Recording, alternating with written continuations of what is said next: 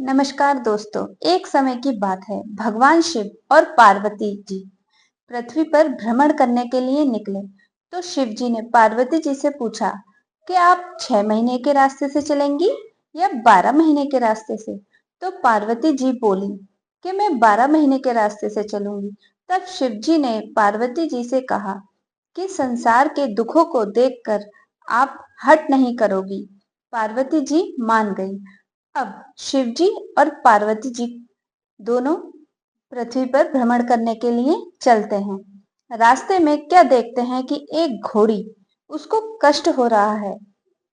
तो और उसको बच्चा होने वाला था। वह बहुत ही दर्द में थी।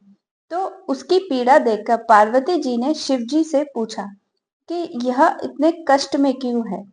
तो शिव जी कहते हैं कि वह माँ बनने वाली है।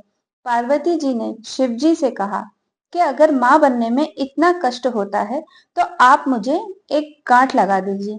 शिव जी कहते हैं अभी आप आगे चलो। तभी रास्ते में एक राजा का राज्य आता है। वहां दूर दूर तक प्रशांति और उदासी फैली हुई थी। वह उदासी देखकर पार्वती जी शिव जी से पूछती हैं कि यहाँ सब उदास और शांत क्यों है। तब गांव में के लोग कहते हैं हमारे नगर की रानी माँ बनने वाली है और वह बहुत ही कष्ट में है, इसीलिए हमारे सारे गांव में उदासी छाई हुई है। तब पार्वती जी ने शिव जी से कहा कि माँ बनने में अगर इतना कष्ट होता है, आप मेरे गांठ लगा ही दो। तब वह शिव जी के पीछे पड़ जाती हैं।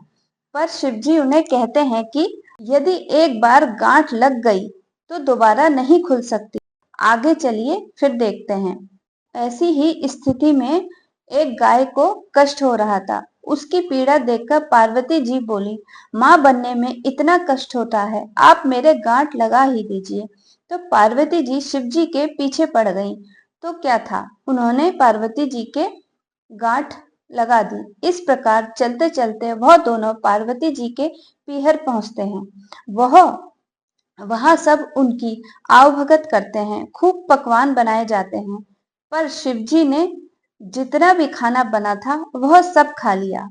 अब क्या था, पार्वती जी क्या खाएं, उनको खाने के लिए कुछ बचा ही नहीं था। तब क्या था, उन्होंने बथुए के साग के साथ पानी पीकर अपना पेट भर लिया। दोपहर के समय जब वह विश्राम करते हैं तो शिवजी पार्वती जी से पूछते हैं कि आपने क्या खाया। तो पार्वती जी कहती हैं जो आपने खाया वही मैंने खाया। तो पार्वती जी वहीं लेट जाती हैं। तो जब पार्वती जी सो जाती हैं, शिव जी उनकी नाभि में की टूंडी को खोलकर देखते हैं। तो वह क्या देखते हैं कि पार्वती जी के पेट में बथुए का साग और पानी दिखता है। पार्वती जी के जागने के बाद शिव जी उनसे कहते हैं आपने हमसे झूठ बोला था, आपके पेट में बथुआ और पानी है, आपने भोजन नहीं किया।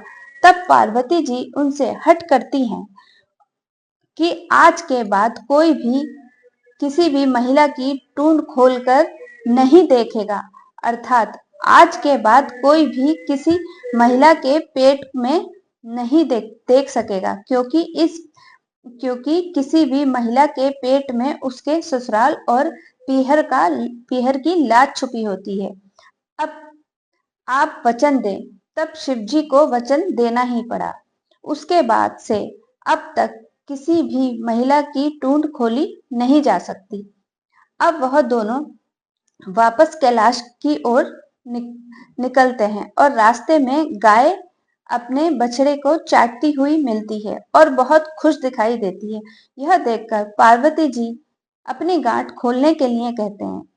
तो शिव जी कहते हैं मैंने आपको पहले ही कहा था कि आप हट मत करो, लेकिन आपने गांठ लगवा ही ली। आप तो जिद पकड़ के ही बैठ जाती हो। अब वह दोनों आगे बढ़ते हैं तो राजा के गांव में खूब ढोल नगारे बज रहे होते हैं, मिठाइयां बांटी जाती हैं और लोग खूब नाच गा रहे होते हैं और खुशियां मनाई जा रही हैं। पार्वती जी लोगों से पूछती हैं क्या हुआ। आप आप सब लोग तो कुछ लोग बताते हैं कि हमारी नगर की रानी के यहाँ बेटा हुआ है, हम उसी का जश्न मना रहे हैं। इसी तरह वह आगे चलते हैं और घोड़े को जो घोड़ी थी, माँ बनने वाली थी, वह अपने बच्चे के साथ बहुत खुश दिखाई देती है।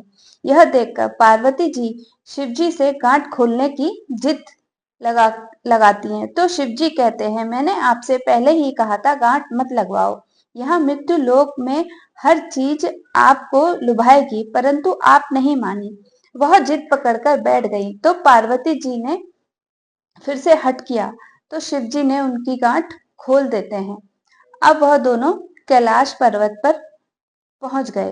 भगवान शंकर ने इस कहानी से हमको यही सीख मिलती है कि भगवान शंकर ने जैसे माता पार्वती जी की गांठ कि भगवान शंकर ने जैसे माता पार्वती की गांठ लगाई, किसी पर भी गांठ मत लगाना। और जैसे बाद में पार्वती जी की गांठ खोली, वैसे ही इस कहानी को कहते और सुनते, हुंकार भरते सभी को अमर सुहाग देना। बोलो जय शिव जी की।